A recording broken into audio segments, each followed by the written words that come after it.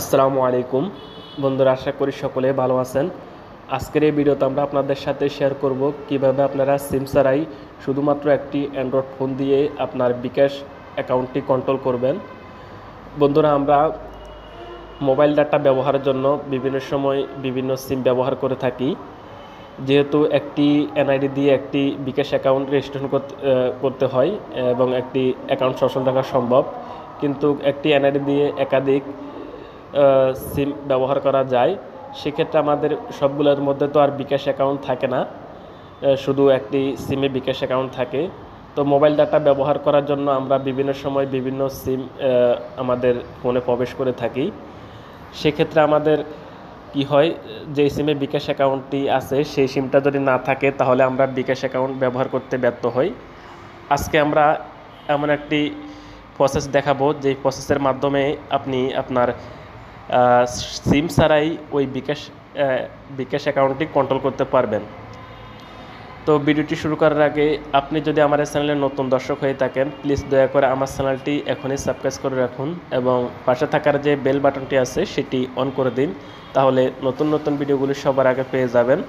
তো আমরা আপনাদেরকে দেখাতে চলছি কিভাবে সিম ছাড়াই শুধুমাত্র অ্যান্ড্রয়েড ফোনের মাধ্যমে আপনার বিকাশ অ্যাকাউন্টটি কন্ট্রোল করবেন।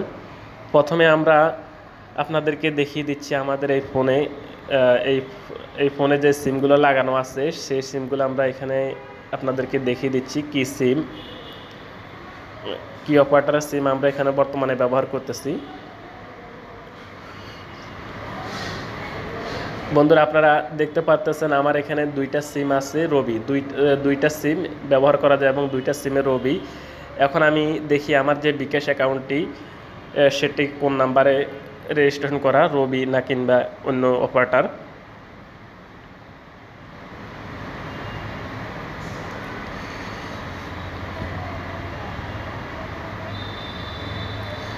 আপনারা দেখতে পারতেছেন আমার এখানে যে বিকাশ অ্যাকাউন্টটি লগ ইন করা আছে সেটা হলো গ্রামীণ নাম্বারে, কিন্তু অথচ আমার এখানে গ্রামীণ যে নাম্বারে বিকাশ বিকাশ অ্যাকাউন্টটি রেজিস্ট্রেশন করা সেই সিমটি কিন্তু এখানে নেই। আমার এখানে সিম আছে অন্য কোম্পানির দুইটা রবি সিম। এখন আমি আমার এই বিকাশ অ্যাকাউন্টটি আমি সিম ছাড়াই, অর্থাৎ যে সিমে বিকাশ অ্যাকাউন্টটি রেজিস্ট্রেশন করা সেই সিমটা নেই, সেই সিম ছাড়াই কিন্তু আমি আমার অ্যাপসের মাধ্যমে বিকাশ অ্যাকাউন্টে সম্পূর্ণ লেনদেন করতে পারবো। অ্যাকাউন্ট ব্যালেন্স দেখা, তারপরে সেন্ড মানি করা। একটা সেন্ড মানি করে আমি দেখিয়ে দিচ্ছি।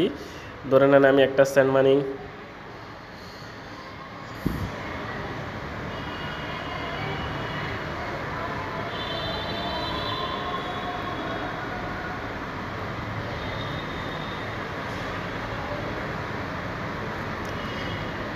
দেখতে পারতেছেন আমি একটা সেন্ড মানি করি, অলরেডি সাকসেসফুলভাবে সেন্ড মানি করেছি এবং এখান থেকে আমি সবগুলো লেনদেন যেভাবে আপনি সাধারণত বিকাশ অ্যাকাউন্ট থেকে যে ধরনের লেনদেন করতে পারেন একেবারে A to Z সম্পূর্ণ লেনদেন করতে পারবেন।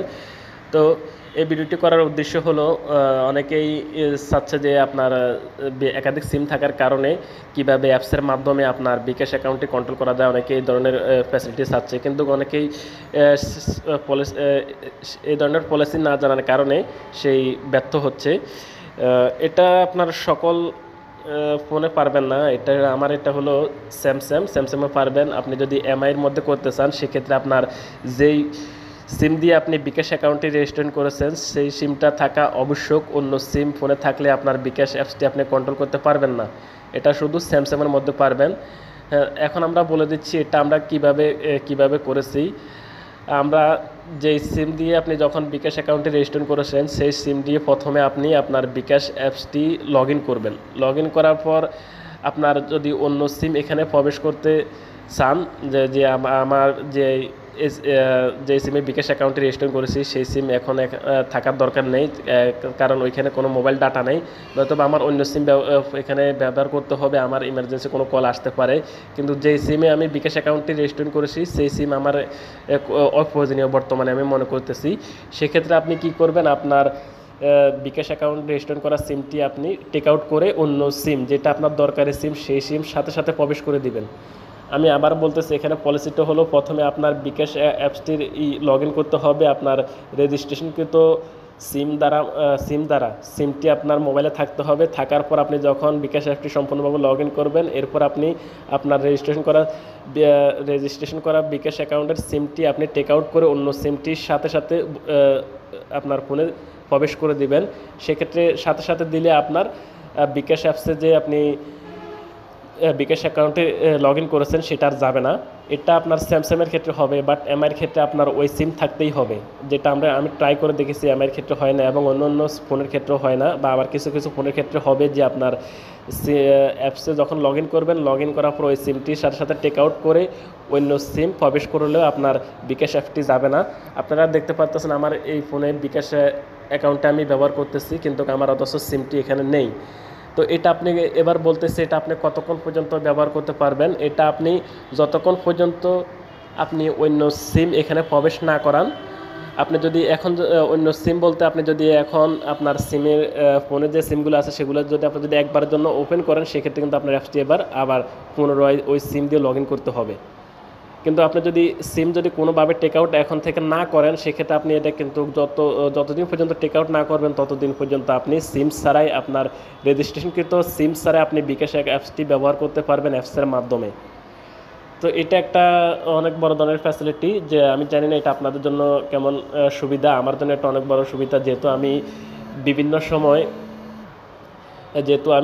সময় বিভিন্ন সিম ব্যবহার করে থাকি মোবাইল ডাটার জন্য। সেক্ষেত্রে আমার যে সবগুলো তো আর সিমে বিকাশ অ্যাকাউন্ট নেই, যেটাতে বিকাশ অ্যাকাউন্ট আছে সেটা আমি অ্যাপসে লগ ইন করে ওটাকে টেক আউট করে অন্য সিম আমি আমার প্রয়োজনীয় সিমগুলো আমি এখানে ব্যবহার করি।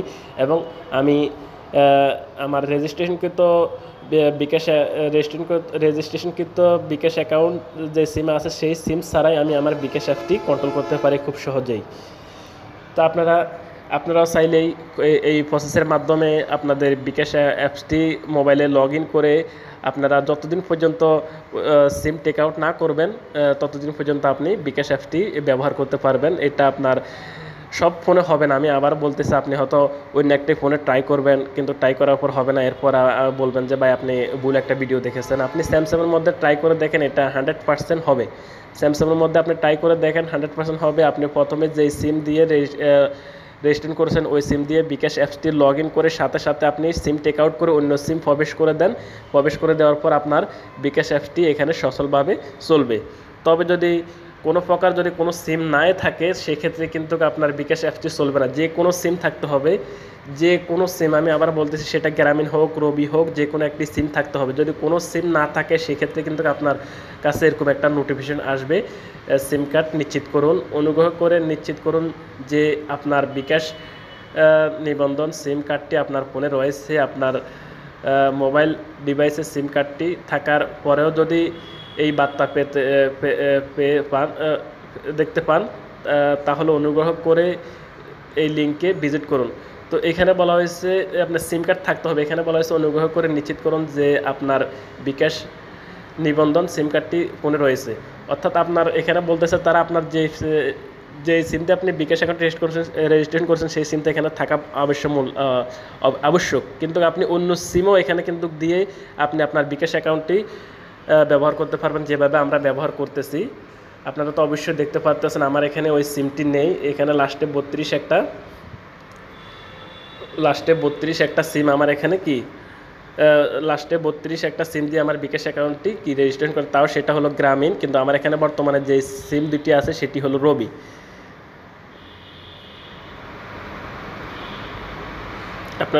আপনারা ভালোভাবে লক্ষ্য করেন, এটা হলো লাস্টে 32 এবং এটা হলো গ্রামীণ 0176034683 কিন্তু আমার এখানে ফোনের মধ্যে যে সিমগুলো আছে সেগুলো হলো কি রবি সিম। আপনারা ভালোভাবে লক্ষ্য করেন, ভালোভাবে লক্ষ্য করলে বুঝবেন যে আমি আমার রেজিস্ট্রেশন করতে সিম ছাড়াই আমি আমার বিকাশ অ্যাপসের মাধ্যমে কন্ট্রোল করতেছি।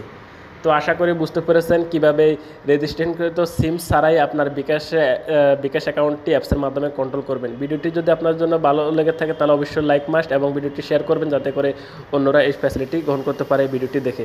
আজকের ভিডিওটি পর্যন্ত সবাই ভালো থাকবেন, সুস্থ থাকবেন। আল্লাহ হাফেজ।